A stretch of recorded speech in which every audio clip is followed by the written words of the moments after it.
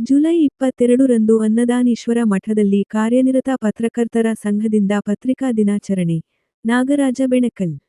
ಕುಕನೂರು ಪಟ್ಟಣದ ಅನ್ನದಾನೀಶ್ವರ ಶಾಖಾ ಮಠದಲ್ಲಿ ಜುಲೈ 22ರ ಮಂಗಳವಾರ ಬೆಳಗ್ಗೆ 10:30ಕ್ಕೆ ಕರ್ನಾಟಕ ಕಾರ್ಯನಿರತ ಪತ್ರಕರ್ತರ ಸಂಘದಿಂದ ಪತ್ರಿಕಾ ದಿನಾಚರಣೆ ಕಾರ್ಯಕ್ರಮ ಹಮ್ಮಿಕೊಳ್ಳಲಾಗಿದೆ ಎಂದು ಸಂಘದ ಅಧ್ಯಕ್ಷ ನಾಗರಾಜ ಬೆಣಕಲ್ ತಿಳಿಸಿದ್ದಾರೆ.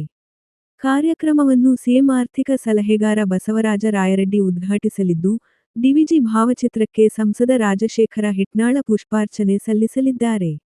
ಮಾಜಿ ಸಚಿವ ಹಾಲಪ್ಪ ಆಚಾರ ಘನ ಉಪಸ್ಥಿತಿ ವಹಿಸಲಿದ್ದಾರೆ. ಸ್ಥಳೀಯ ಮಠದ ಮಹಾದೇವ ಸ್ವಾಮೀಜಿ ಸಾನ್ನಿಧ್ಯ ವಹಿಸಲಿದ್ದಾರೆ. ಸಂಘದ ಜಿಲ್ಲಾ ಅಧ್ಯಕ್ಷ ಹನುಮಂತ ಹಳ್ಳಿಕೇರಿ, ಎಚ್.ಎಸ್. ಹರೀಶ ರಾಜ್ಯ ಸಮಿತಿ ಸದಸ್ಯರು, ನಾಗರಾಜ್ ವೈ ಜಿಲ್ಲಾ ಪ್ರಧಾನ ಕಾರ್ಯದರ್ಶಿಗಳು ರವರಿಗೆ ಆಹ್ವಾನ ಆಮಂತ್ರಣ ನೀಡಿ ಮಾತನಾಡಿ ಸಂಘದ ಜಿಲ್ಲಾ ಪದಾಧಿಕಾರಿಗಳು, ಗಣ್ಯರು, ಅಧಿಕಾರಿ ವರ್ಗದವರು, ತಾಲೂಕಾ ಸಂಘದ ಪತ್ರಕರ್ತರು ಭಾಗವಹಿಸಲಿದ್ದಾರೆ ಎಂದು ತಿಳಿಸಿದ್ದಾರೆ.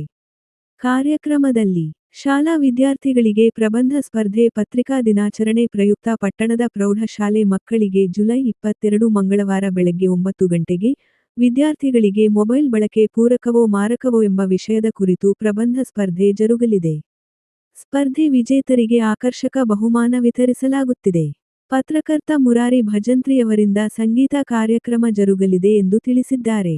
ವರದಿ ಚೆನ್ನಯ್ಯ ಹಿರೇಮಠ ಕುಕನೂರು.